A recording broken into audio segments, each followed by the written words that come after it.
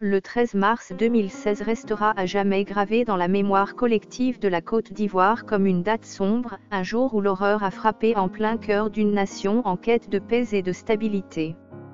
Ce jour-là, des hommes armés, animés par une idéologie destructrice, ont ouvert le feu sur une plage bondée de Grand Bassam, une station balnéaire prisée des Ivoiriens et des touristes. L'attaque, revendiquée par un groupe terroriste, a fait 19 morts et 33 blessés, plongeant le pays dans un deuil national et une réflexion profonde sur la sécurité et la justice. Près de 7 ans plus tard, le verdict en appel rendu par la Cour d'appel d'Abidjan est venu clore un long processus judiciaire, confirmant la réclusion criminelle à perpétuité pour 4 des 10 accusés impliqués dans cet acte odieux. Le moment de l'annonce du verdict était empreint d'une solennité pesante. La salle d'audience, habituellement animée par les murmures des familles des victimes, des avocats et des journalistes, s'est figée dans un silence glacial. Les juges, visages impassibles, ont lu la décision avec une gravité qui reflétait l'ampleur de l'enjeu. Les 4 hommes, reconnus coupables en appel des actes terroristes, ont vu leur destin scellé, la prison à vie, sans possibilité de rédemption immédiate.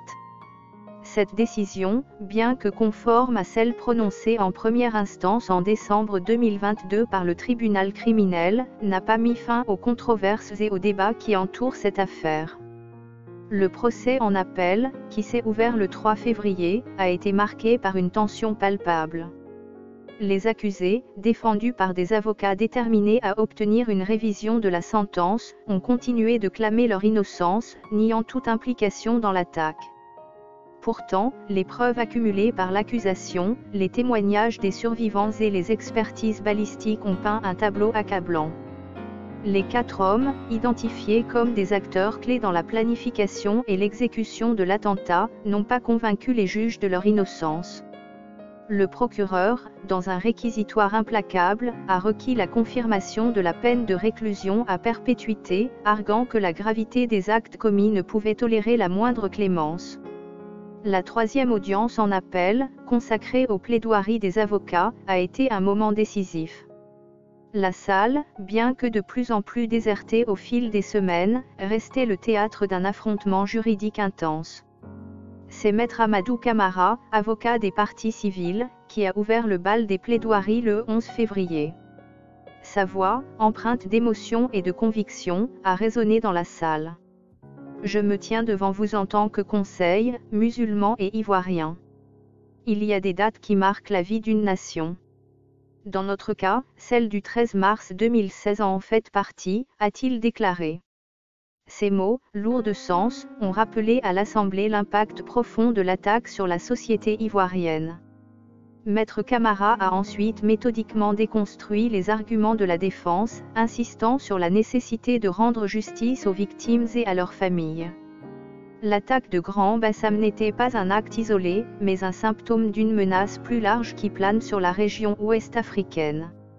Depuis le début des années 2010, le Sahel et les pays voisins, y compris la Côte d'Ivoire, ont été confrontés à une montée du terrorisme, alimentée par des groupes extrémistes cherchant à déstabiliser les gouvernements et à s'émener la peur parmi les populations. L'attentat de Grand Bassam, par sa violence et sa cible une plage touristique symbolisant l'ouverture et la convivialité, a marqué un tournant dans la perception de la menace terroriste en Côte d'Ivoire. Le pays, qui se relevait à peine d'une décennie de crise politico-militaire, a dû faire face à une nouvelle forme de violence, importée mais aux ramifications locales complexes. Le procès, tant en première instance qu'en appel, a également soulevé des questions cruciales sur la justice et la lutte contre le terrorisme. Comment juger des actes d'une telle gravité tout en respectant les principes fondamentaux des droits de l'homme ? Comment éviter que la quête de justice ne se transforme en vengeance ?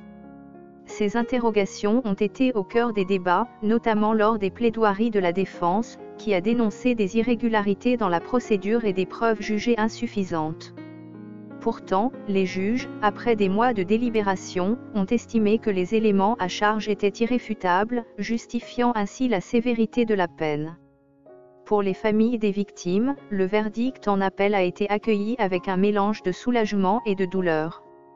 si la confirmation de la réclusion à perpétuité a été perçue comme une forme de justice, elle n'a pas effacé la souffrance des pertes subies. Aucun verdict ne ramènera nos proches, a déclaré un père de famille, les larmes aux yeux, à la sortie de la salle d'audience. Pour beaucoup, ce procès a également été l'occasion de demander des comptes à l'État, accusé par certains de ne pas avoir suffisamment protégé ses citoyens face à la menace terroriste. Les critiques ont pointé du doigt les failles dans le renseignement et la sécurité, qui ont permis aux assaillants de mener leur attaque sans être interceptés. Au-delà de l'aspect judiciaire, l'affaire de Grand Bassam soulève des enjeux plus larges pour la Côte d'Ivoire et la région. La lutte contre le terrorisme nécessite une approche multidimensionnelle, combinant des mesures sécuritaires, des efforts de prévention de la radicalisation et une coopération régionale renforcée. Le verdict en appel, bien qu'important, n'est qu'une étape dans ce combat de longue haleine. Les autorités ivoiriennes, conscientes de ces défis, ont multiplié les initiatives pour renforcer la sécurité intérieure et promouvoir la cohésion sociale, notamment à travers des programmes de déradicalisation et de dialogue intercommunautaire. En conclusion, le verdict rendu par la Cour d'appel d'Abidjan dans l'affaire de l'attentat de Grand Bassam est un moment clé dans l'histoire judiciaire et sécuritaire de la Côte d'Ivoire. Il envoie un message clair, les actes terroristes ne resteront pas impunis, et la justice, bien que lente, finira par prévaloir. Cependant, il rappelle également la nécessité de ne pas baisser la garde face à une menace qui continue de peser sur la région. Pour les victimes, les survivants et la nation tout entière, ce procès est à la fois une fin et un commencement, la fin d'un chapitre judiciaire, mais le début d'un effort continu pour panser les plaies et construire un avenir plus sûr.